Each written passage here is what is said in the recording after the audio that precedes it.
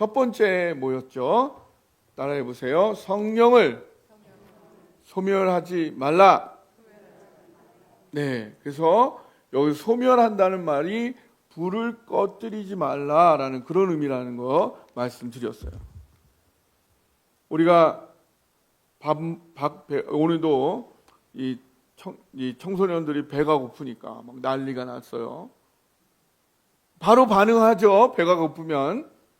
목이 마르면 목사님 뭐 마실 거 없어요? 바로 반응을 합니다. 예. 급하면 목사님 화장실이 어디예요?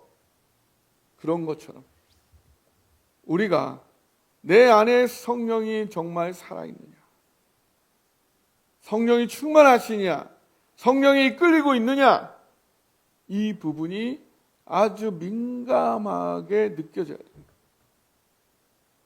그게 느껴지면 배가 고픈 것보다도, 목이 마른 것보다도, 급하게 화장실 가야 되는 것보다도 더 큰일 났다. 어떻게 하지? 그걸 계속 회복하는 거를 우리가 계속 연습해 가야 돼요.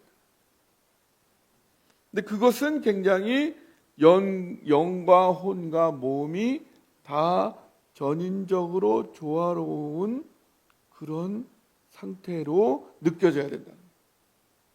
하나님은 우리의 영만 사랑하시는 게 아니고 몸, 혼, 육 전체를 다 사랑하시기 때문에 그 하나님의 사랑을 느껴야 성령님을 느끼는 것이기 때문에, 그러면 어떻게 해야겠냐? 지금 지금 보니까 문제가 있어. 내가 지금 성령의 충만함, 하나님의 사랑이 느껴지지 않고 있어. 그게 좀 소멸되어 가고 있어. 그러면 어떻게 해야 되지? 라고 했을 때에 정확한 그 방향을 말씀이 준다. 말씀. 그 두 번째 비결이 뭐예요? 따라해보세요. 예언을 멸시하지 말라. 네, 예언을 멸시하지 말라.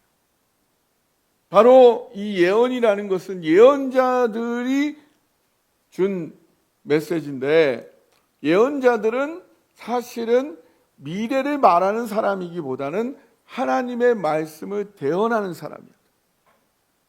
그렇기 때문에 예언이라는 것은 곧 말씀을 대언하는 예언자들의 메시지이기 때문에 곧 하나님의 말씀이라.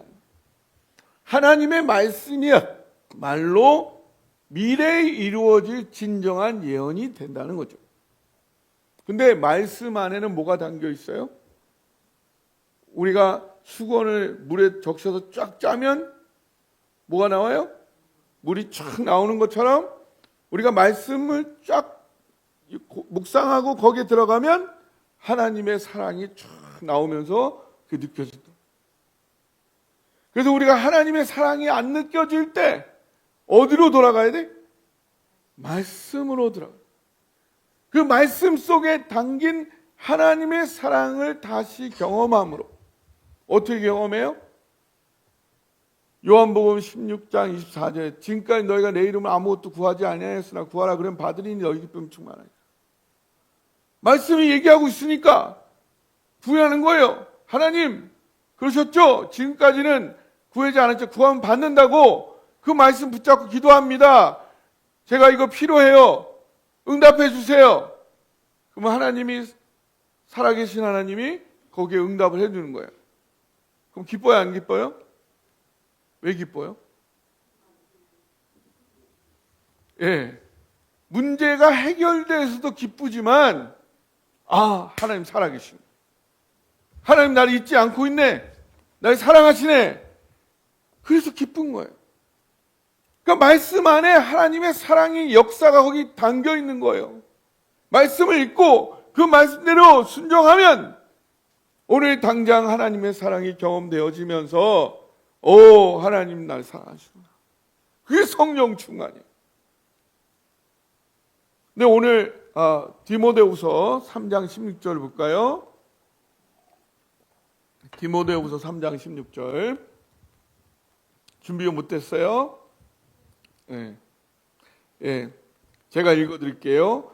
모든 성경은 하나님의 감동으로 된 것으로 교훈과 책망과 바르게 함과 의로 교육하기에 유익하니.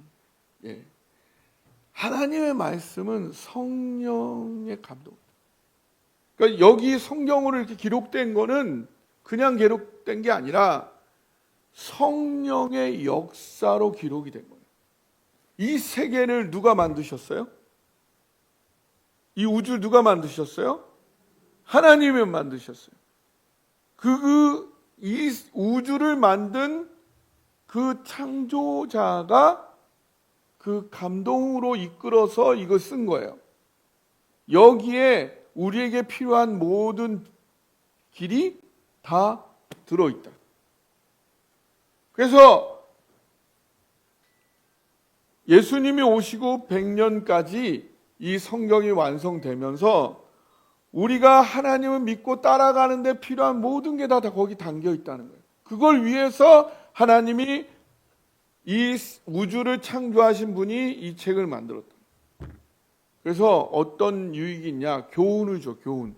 어떻게 살아가야 되지? 내가 이 문제는 어떻게 해결해야 되지? 어떻게 해야 되지? 이거에 대한 다 교훈이 들어있는 거예요. 교훈만 들어있는 게 아니라 책망을 해요, 책망. 말씀이 내가 잘하는지 못하는지, 내가 제대로 하고 있는지, 내가 잘못된 길로 가고 있는지 말씀이 나에게 얘기를 해줘. 너 잘못됐어. 지금 잘못된 길에 가고 있는 거야. 그거는 잘못했지.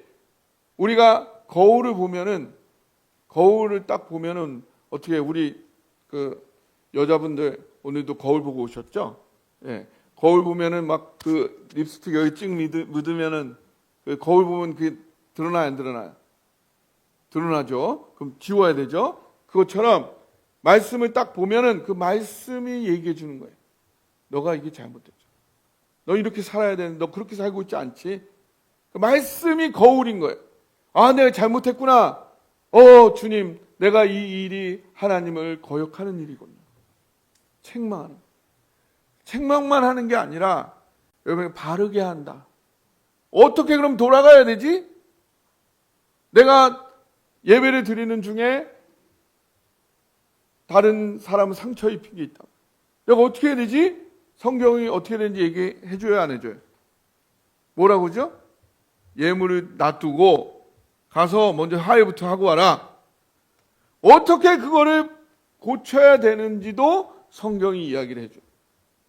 그러면 이제 삼천포로 빠지지 않고 계속 바로 그게 가려면 어떻게 되지? 그 의의 길도 얘기를 해주는 거예요. 이게 막연한 얘기가 아니라 굉장히 구체적인 거예요. 아주 구체적으로 성경 말씀은 오늘 우리의 삶을 이끌어 가고 계시다는 거예요. 우리가 그게 무감각해서 둔해서 그렇지 성경은 아주 세밀하게 우리의 삶을 인도해 주고 있다. 예언을 멸시하지 말라. 그래서 우리는 어떻게 돼요? 말씀 앞에 겸손하게 서요. 겸손하게 서서 하나님의 답이, 하나님의 사랑이, 하나님의 해결책이 말씀 안에 담겨 있구나. 그걸 인정하고 기대해야 돼. 하나님 오늘 어떻게 말씀을 통해서 나에게 말씀하시고 인도하시고 역사하실까? 그러면 내 문제가 어떻게 아름답게 해결될까? 그 기대하는 거예요. 기대가 없으면 멸시하는 거예요.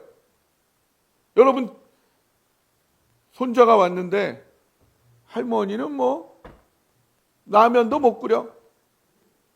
왜? 잘하시는 게 뭐가 있어? 그럼 기분 좋아요, 안 좋아요? 좋아요, 안 좋아요? 나쁘죠? 근데 왜 성령님한테 그렇게 하셔? 왜 하나님 말씀은 그렇게 멸시를 하냐고? 아, 우리 할머니는 그냥 찌개를 끓였다 하면 최고야. 딴 데서 도저히 맛볼 수가 없어. 그럼 어떻게? 뭐 최고 거를 만들 수밖에 없지. 밤을 새서라도. 하나님의 말씀을 기대해. 그리고 기대하면은 그 말씀대로 내가 구체적으로 순종하고 실천하는. 특별히 평소에 연습을 해. 평소에 연습한 게 언제 나타나느냐?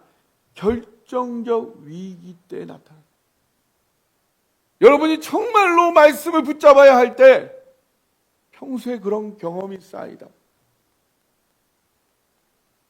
온 가족이, 자녀들이 말씀에 바로 서야 되는 그때에 말씀대로 해야 한다. 그때에 그 진가가 나타납니다. 예언을 멸시하지 않으므로 인생에 있어서 가장 적중한 답을 하나님으로부터 받는 여러분 되시기를 주님의 이름으로 축복합니다.